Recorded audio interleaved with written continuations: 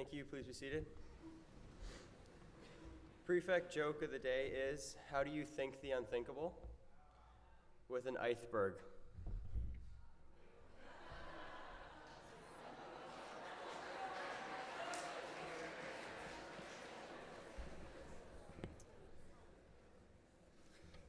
Wow. That's a little bit too difficult to fathom out.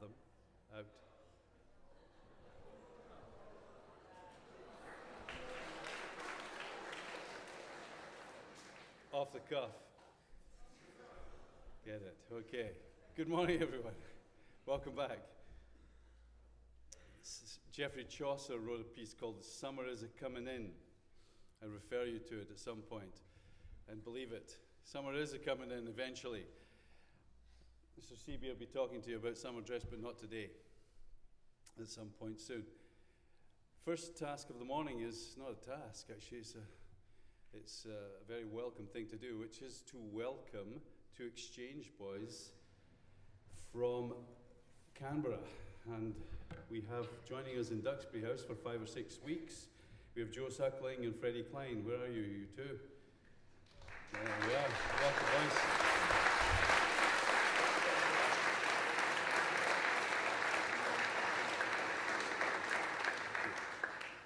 Thank you.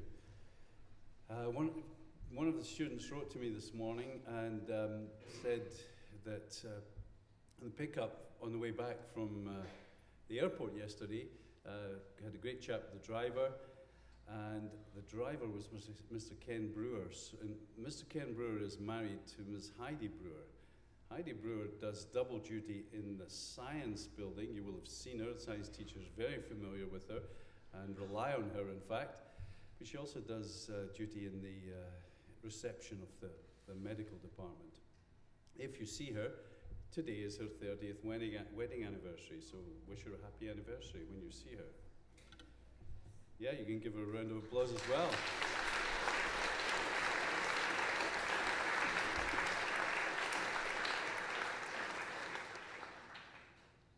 So I'm going to pass over the microphone to Mr. Brown, who's going to update you on where we're at with university acceptances and so on. Mr. Brown, thank you. All right, good morning, everyone. Welcome back from Easter break. As Easter break, you know, is a significant milestone for our year, and it indicates to us that we only have a few months left in the school year. It seems like a perfect time to recognize those of us here who are wrapping up their final few weeks at Shawnigan. Our grade 12 students have but a brief moment left here at the school, and we want to make sure we recognize them as well as learn from them. This is my first year here at Shawnigan, and it's been an outstanding one. It is always challenging coming into a counseling position and moving into a role that requires me to learn so much about an institution so quickly, but also requires students to abruptly shift their trust and connection from one counselor to another. It has been enlightening to learn about what our seniors see as important to their post-secondary planning and to hear what they want to get out of their university experience. Although the world of post-secondary is an amazing one, it is easy to refer to our universities and colleges as an industry. The sad truth is that in some ways it is just that. Universities and colleges can often be seen as corporate entities that treat students as clients and recruitment as a marketing strategy. They rely on statistics and measurements in order to build a class that improves their rankings and to create enough of an undergraduate budget to support funding for graduate research and new buildings.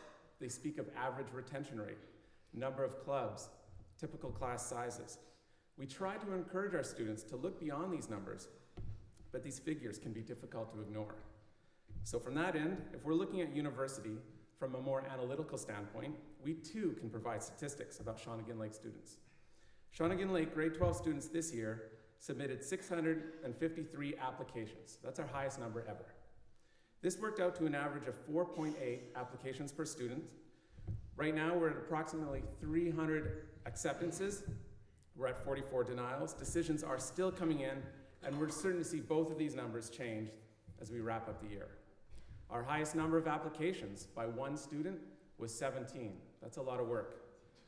We've applied to 5 different countries, 178 different schools, 10 states in the United States, and 9 provinces, from the University of Victoria to Memorial University, in Newfoundland.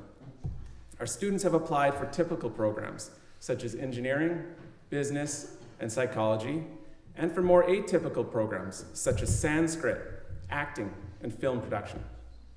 Statistics aside, I still like to think of universities as places where people can go to learn more about themselves, where they will perhaps discover a new area of interest that they had never before considered, and meet people that they will be friends with for the rest of their lives. University should be a place that challenges you to explore your intellectual and your personal ambitions. The university that you attend should confirm your values and make you question some of your earlier ideas. Those things are harder to put into a pie chart. This path to a student's college application is by no means solitary. Our students are finding their paths, are recognizing their strengths, due to in large part to the support and guidance from our teachers, parents, and our advisors. To that more personal side of the university process, we have some more numbers. Over 500 meetings in the counseling office from seniors from the beginning of the year till now. 112 recommendation letters written by your teachers. 49 university visits to campus from people whose job it is to get you excited about your future. Alas, more than a couple deadlines missed, but this is bound to happen. Lastly, but most importantly, we have had countless moments of students, often for the first time, picturing themselves outside of Shawnigan and realizing that their journey here is coming to its natural conclusion. Returning momentarily back to my earlier, cynical look at university education, the unfortunate truth of it all is that for the most part, a university education these days costs money, sometimes a lot of money. To that end, our students have been working hard and have been offered over $900,000 in scholarships and financial aid to date. That number will grow. This is no small achievement, and the applications for these programs, if you ask most seniors, is separate to the university and can require significant effort. The university search process is, as most seniors will tell you, one that can be equal parts time-consuming, stressful, boring, and nerve-wracking. I would like to think, however, that for some periods of this process, some lights within it, our students were able to learn a little bit more about themselves and have a better understanding of what they want to do once they leave Shawnigan. As you know all too well, a Shawnigan life is a busy one, and the university application process gives students that pause and time to really reflect on what they have done during their time here. These moments of reflection are crucial to a busy Shawnigan lifestyle, and to make sure to take advantage of the time remaining with these seniors to ask them about that university search process and find out what they learned and what was important to them. So right now, I'd like to get everyone to give our senior students a round of applause in recognition of their work and how they've represented and will continue to represent Shawnigan Lake School.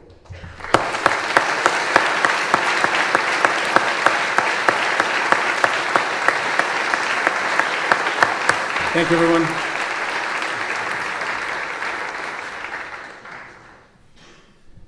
Thank you, Mr. Brown. Good message. Obviously, goes without saying that the grade 12s have heard already that you're not quite at the next stage yet. So finish this stage well, and then we move on to the next stage. So, just as I'm wrapping up this morning, the main building, which is, for some of you, it's just always been like that. For many of us, wasn't like that before. Has been transformed, as you know. We had this notion of calling it the Learning Commons, and that seems to have fallen quite flat, to be honest with you. The notion was grounded in the right idea, that it was a building that aspired to be more than just the rather prosaic main building. But sometimes it's hard to shift you from these terms that you become familiar with, and it seems to have returned to being just the main building. But the reason it was envisaged as the Learning Commons is because we thought that all sorts of important learning would take place in there. And in fact, it does. From the hugely useful and very experiential hands-on Stag Cafe learning that goes on, to the collaborative work that goes on in some of those meeting and seminar rooms, to the social education that goes on in the Ritz and elsewhere. So many different aspects, as you know, to education that are important to us at Shawnigan, should be important to everyone, but definitely important to us, because it's not just about what happens in the classroom, as you well know. Some of the rooms we haven't even ventured to use yet, other than in a temporary way, as again you will have seen. And that's because we have notions about what they might become. We got one of them up and running. How many of you have been in the round table room? Wow, not that many of you. Okay, so on what is the second floor, third floor. I can't get used to this numbering system. It's the first floor for me because it's one up from the ground floor, but in official terms, it's the third floor. At the end, one of the best views on campus, looking out over the quad here, is the round table room. And fittingly, it has a round table in it, a rather nice, large round table. And the whole notion of it is that groups, maybe even classes, if they're small enough, will go there and be true to the essence of a round table, which is there's no hierarchy at a round table. Everyone has their say, everyone has an opportunity to input. So if you're pulling together a group to share ideas, what better venue than to go into the round table room? One of the other areas that has been tremendously valued by those who use it is Mitchell Hall. And I have to compliment you again on how well you're using Mitchell Hall. But I'm asking the question, is it time to expand the use of Mitchell Hall? At the moment, it's essentially the preserve of grades 11 and 12 because we thought we'd start in a rather cautious way so that we'd be well looked after. But is it time to expand that to grade 10s as well, or maybe even to 8s, 9s, and 10s?